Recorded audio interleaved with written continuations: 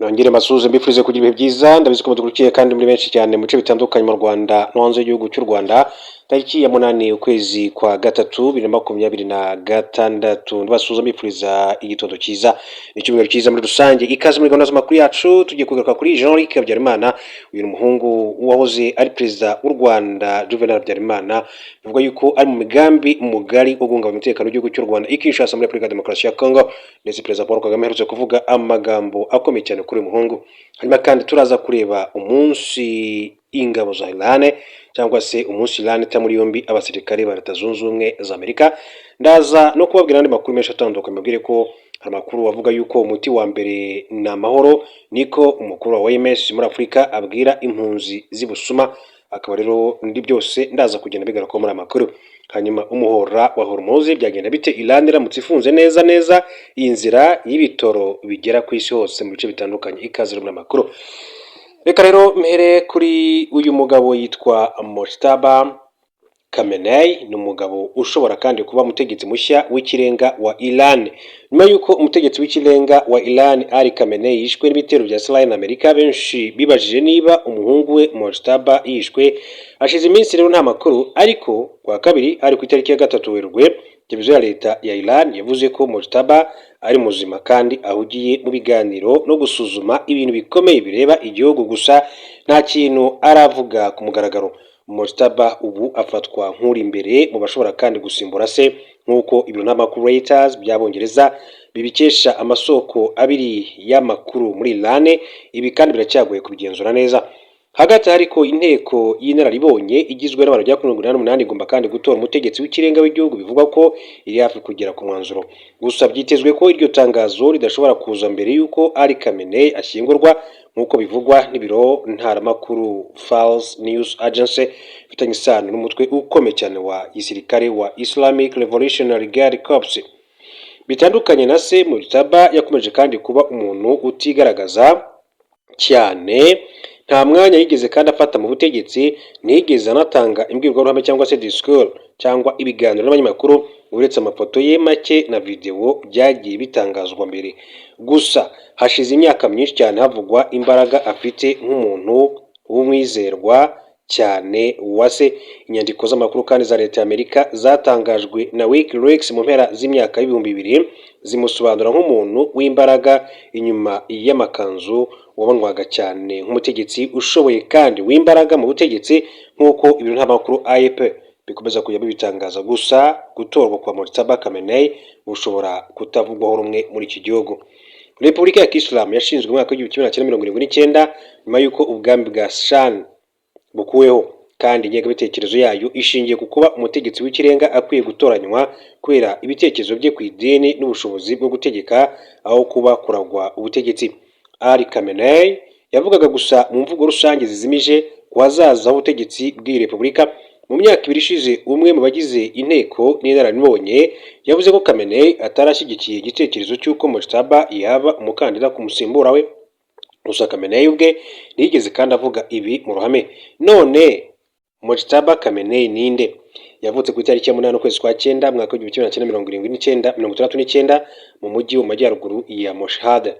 Ni umuhungu wa kabiri wa Ali Khamenei mu bana batandatu. Yize amashuri yisumbuye mu ishuri rya idini rya Alavi School i Tehran.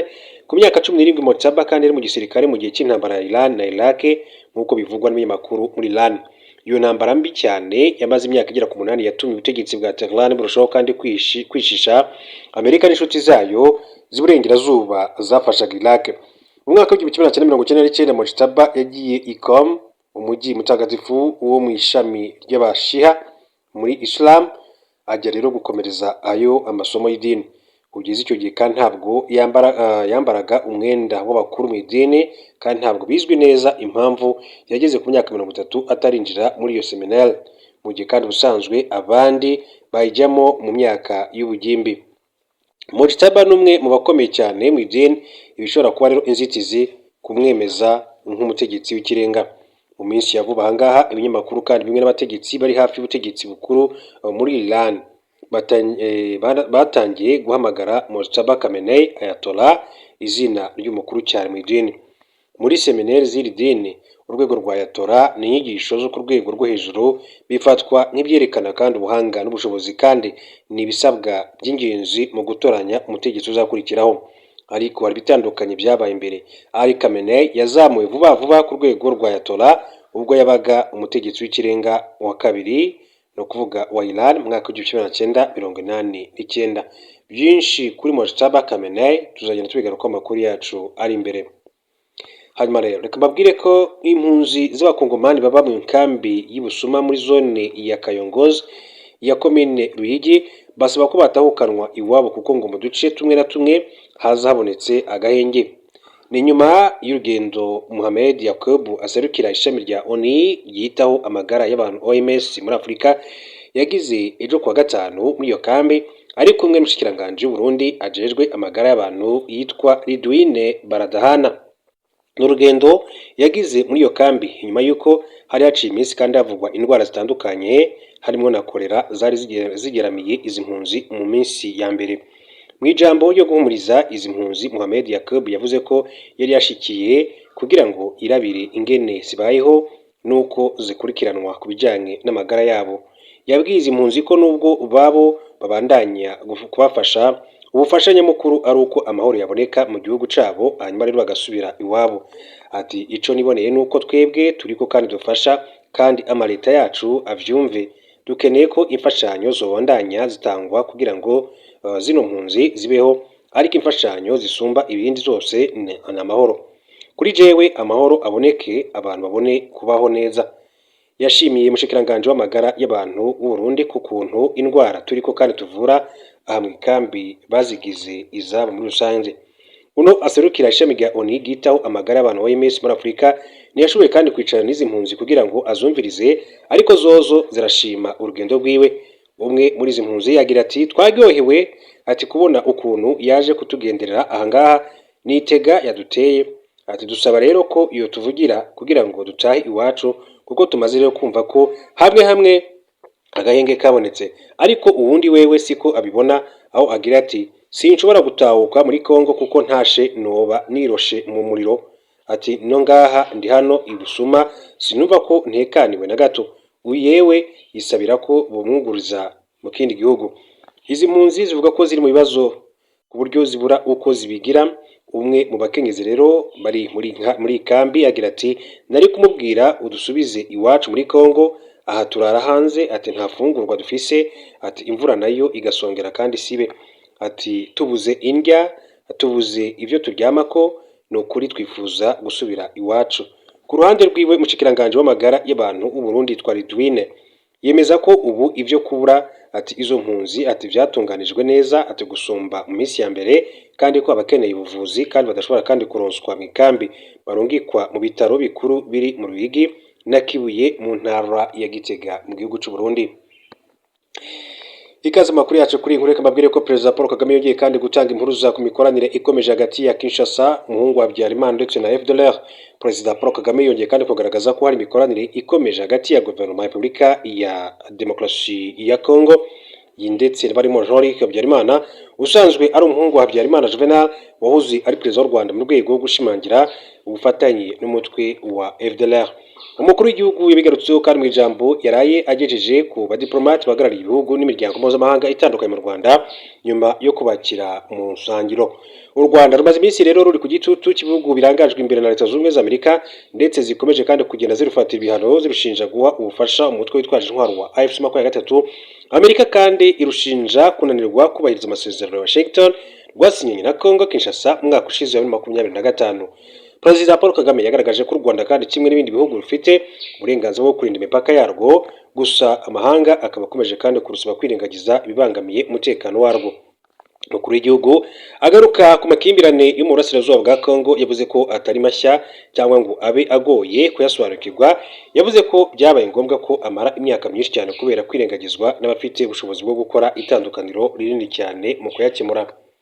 Kagame yongeye kandi kugaragaza ko impungenge z'umutekano u Rwanda rufite zishingiye ku kuba umutwe wa FDL n'ingengabitekerezo yabo mbi y'ubuhezanguni bikiriho. Yavuze ko igiteye impungenge kurushaho ari uko FDL n'ingengabitekerezo yayo ya jenoside bifite ababishyigikiye mu karere ndetse no hanze yako muri rusange. Perezida Paul Kagame yashimangiye ko leta ya Kinshasa imaze kandi iminsi iha ubufasha uriya mutwe ndetse ko imaze igihe kandi mu biganiro n'umuhungu wa Habyarimana n'abandi bantu batandukanye mu rwego rwo gushimangira imikoranire igamije guha imbaraga uyu mutwe wa FDLR. Ati mu mpera y'imyaka y'1990 ibitero byambukiranya umupaka by'uyu mutwe witwara gisirikare byaturutse ku butaka bwa RDC byatwaye ubuzima bw'abantu benshi cyane imbere mu Rwanda. Guverinoma ya Congo ya FDLR ubufasha bwa politike n'ubw'amafaranga yininjiza uyu mutwe mu nzego z'igisirikare cyayo. Ati usigaye ukoreramo rero nta ngomyi. Yunzemo ati bagabye ibitero ku Rwanda inshuro nyinshi ibihugu bimwe na bimwe kandi biburira abaturage babyo. Nyuma umuhungu wahoze ari umuyobozi w'u Rwanda washoye iki gihugu muri jenoside nabo bakorana bya hafi bamaze igihe kandi basura Kinshasa mu rwego rwo gushimangira ubufatanye na FDLR kandi bakirijwe yombi na Perezida Felix Tshisekedi. Umukuru w'igihugu yavuze ko u Rwanda kandi rwagaragaje iki kibazo inshuro nyinshi cyane zishoboka, nyamara impamvu muzi z'amakimbirane zikirengagizwa ku bw'inyungu z'igihe gito. Yavuze ko u Rwanda kandi kubera amateka rwanyuzemo rukeneye imipaka irinzwe, ashimangira ko ingamba z'ubwirinzi kandi rwafashe nta kindi zigamije kandi kitari ukurinda imipaka yarwo. Yasabye ko gukemura ikibazo cyo mu burasirazuba bwa Repubulika ya Demokarasi ya Kongo cyakemurwa nuko impande zifitanye ikibazo zibazwa inshingano ku buryo rero bungana. Yakomeje yerekana ko u Rwanda rwiteguye kandi gukora ingamba z'ubwirinzi igihe cyose Repubulika ya Demokarasi ya Kongo yaba kandi ishyize mu bikorwa inshingano zayo nk'uko biteganywa mu masezerano ibihugu byombi kandi byashyiriweho umukono i Washington muri Amerika mu Ukuboza 2025. Ati u Rwanda rushaka amahoro ariko dushaka amahoro arambye twakubakiraho ahazaza hacu heza. Turashaka gusiga politike mbi inyuma yacu iteka. U Rwanda rwiteguye kandi gukora ingamba zarwo z'ubwirinzi mu gihe Repubulika ya Demokarasi ya Kongo yujuje inshingano zayo nk'uko biteganywa mu masezerano ya Washington. Yasobanuye kandi ko ayo masezerano ari impande eshatu zirimo u Rwanda, Repubulika ya Demokarasi ya Kongo ndetse na Leta Zunze Ubumwe za Amerika, kandi ko kugira ngo ashyirwe mu bikorwa ari uko buri ruhande rukora inshingano zarwo.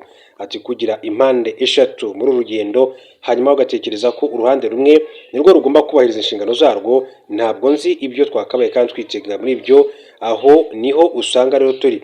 Aya masezerano ashyizwe mu bikorwa yaha impande zose umutekano ukenewe kandi bikwiye n'ubufatanye mu by'ubukungu. Imwe mu ngingo ikubiye mu masezerano ya Washington nuko leta ya RDC igomba kandi gusenya imitwe ya FDLR. Gusa nyuma y'amezi 8 asinywe uriya mutwe urakidegembya muri rusange mu burasirazuba bwa Repubulika ya Demokarasi ya Kongo. Aya makuru akomeza kugenda avugwa, reka turebe ku bijyanye n'umuhora wa Hormuz byagenda bite rero Iran iramutse ifunze neza inzira y'ibitoro bigera hirya no hino ku isi. Iran yavuze ko izatwika amato yose azagerageza kandi kunyura mu muhora wa Hormuz, inzira ikoreshwa cyane ku isi mu gutwara ibikomoka kuri peteroli. Ubusanzwe hafi 20% bikomoka kuri peteroli na gaze bikoreshwa ku isi binyura muri uwo muhora muto wo mu kigobe kizwi nka Gulf, ariko General Sardar Jabari wa Iran yavuze ko Tehran itazongera kandi kwemerera igitonyanga na kimwe kibikomoka kuri peteroli kuva muri ako karere.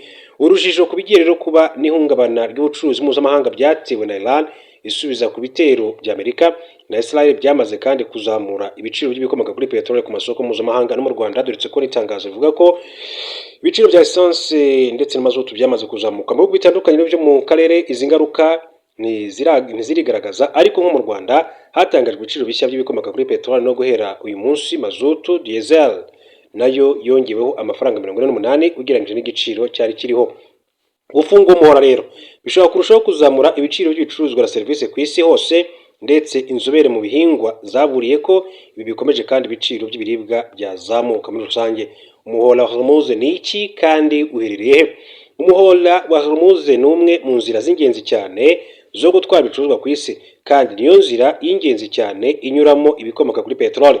Uherereye hagati ya Iran mu majyaruguru ndetse na Oman ndetse na Emirat Zunze Ubumwe z'Abarabu mu majyepfo. Uwo muhora ufite ubugari bwa kilometero hafi 50 ku marembo awinjiramo nawe usohokamo, na kilometero 33 ku gice cyawo gito kurusha ibindi aho inyanja Gulf n'inyanja y'Abarabu biherereye. Uwo muhora ufite ubujyakuzimu buhagije ku buryo amato manini cyane kurusha ayandi ku isi atwara ibikomoka kuri peteroli ashobora kandi kunyuramo, kandi ukoreshwa n'ibihugu bikomeye cyane bicukura bikanatunganya ibitoro na gaze byo mu burasirazuba bwo hagati.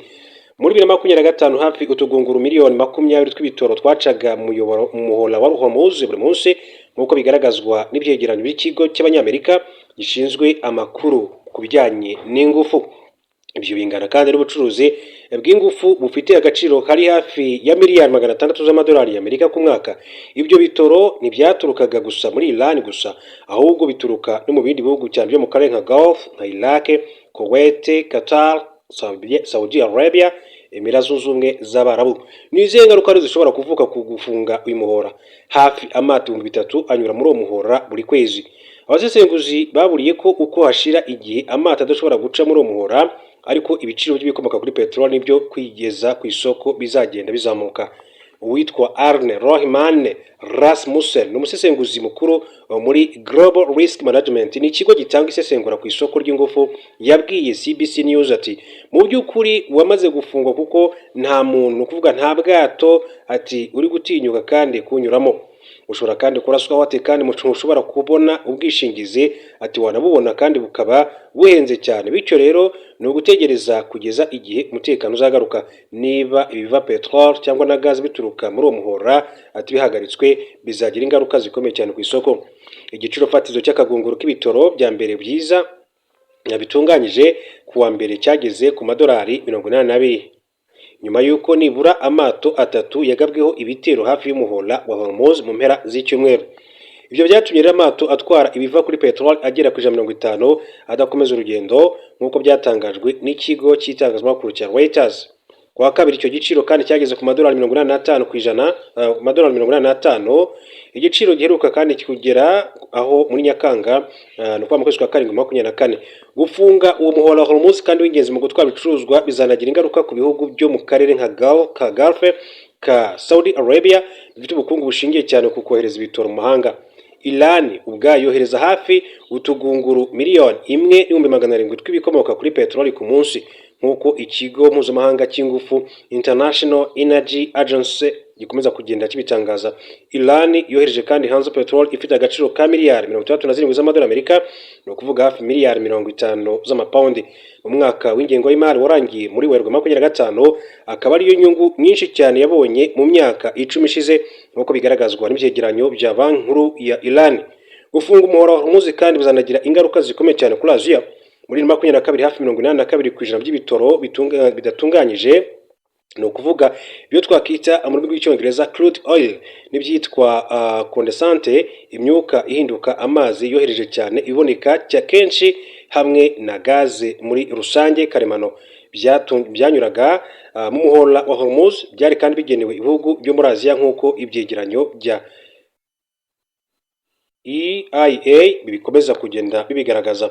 Hanyuma rero Ubushinwa bwonyine bigereranywa ku bugura hafi 90% by'ibiva kuri petrol Iran yohereza ku isoko mpuzamahanga.